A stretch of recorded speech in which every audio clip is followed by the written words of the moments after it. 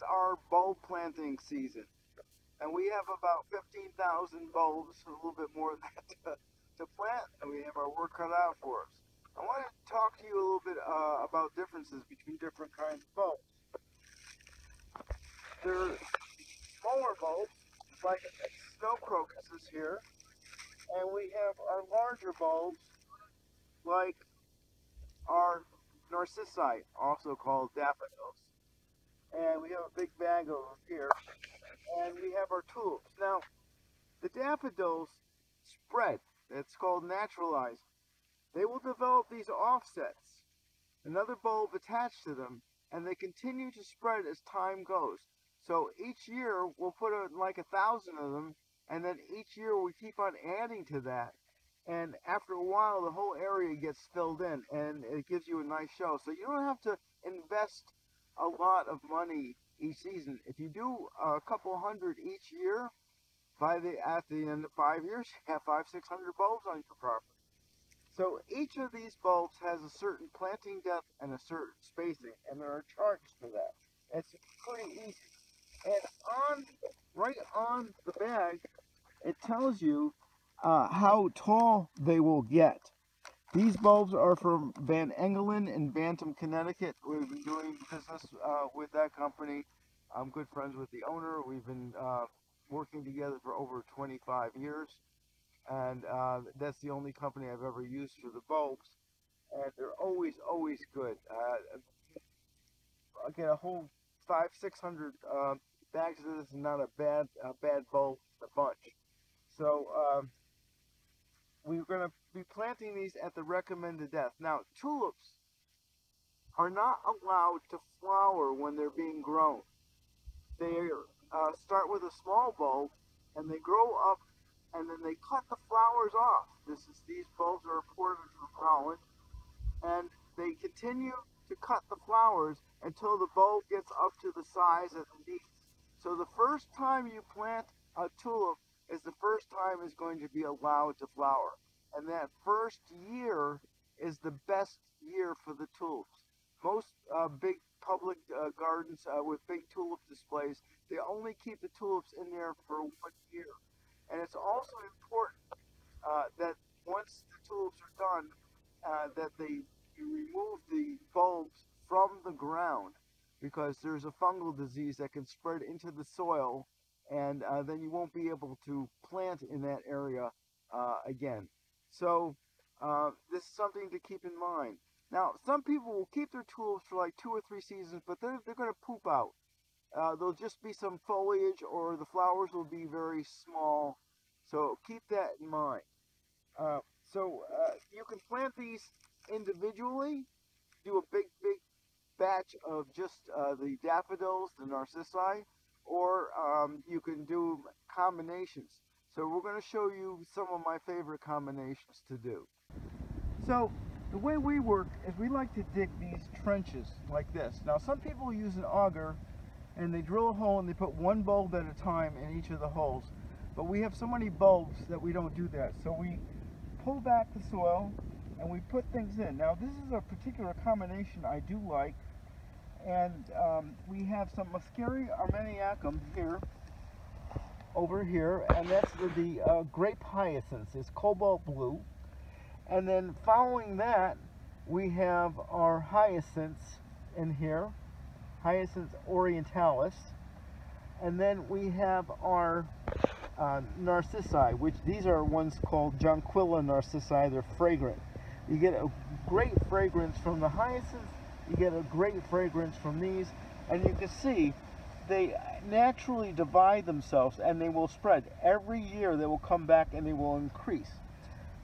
The hyacinths tend to poop out after 3 or 4 seasons. So what we do is we know that these bulbs are here, and when we see that these bulbs come up and there's nothing in front of it, then we'll replace those hyacinths in there. So this is a good combination to have, but there's several things you need to keep in mind. One thing that you need to keep in mind is what height these get. And also the bloom periods are very important. You want the bloom periods to be about the same. You also have to watch your planting depth. So what happens here is that these hyacinths go down 5 to 6 inches. Muscari armeniacum are only planted at 4 inches. So what we do is we plant these at the proper depth, and then we backfill some soil. You can see that these are higher up than here. I haven't done that yet here.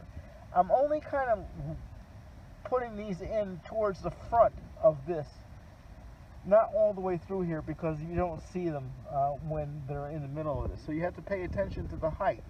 It's a smaller height, larger height, and about the same height as the hyacinths, so that works out really well. Now over here, one thing you need to be careful about with the hyacinths is there are these fibers on them, and some people are very susceptible to planting these. They'll cause a rash. It's not terrible. You don't have to go to the dermatologist or anything. It's just an annoying rash. You don't need to put any kind of medication. It lasts for maybe 20 minutes or so. I'm not susceptible to it. So if you're planting them and you start to get a little itchy, put on some gloves and plant them with the gloves on. Now over here we have some crocuses, and these are called species crocuses. The squirrels don't bother these. The larger ones, they have a tendency to dig up, but these particular ones do not. And what we do is we just peel. They only go down a couple inches. So we peel back the soil with a shovel, and we keep it attached on one end. And then we put our crocuses in there. Now these crocuses will not come into play with this particular combination, because the crocuses are in March and early April, and these will come a little bit later in April. So all we need to do here is, once they're planted, it's a good spacing, and you can see these also come back every single season, and they will naturally spread themselves.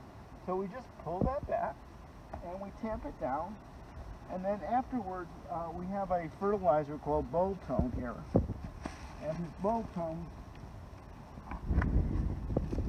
is on top, and we let the rain bring that fertilizer down.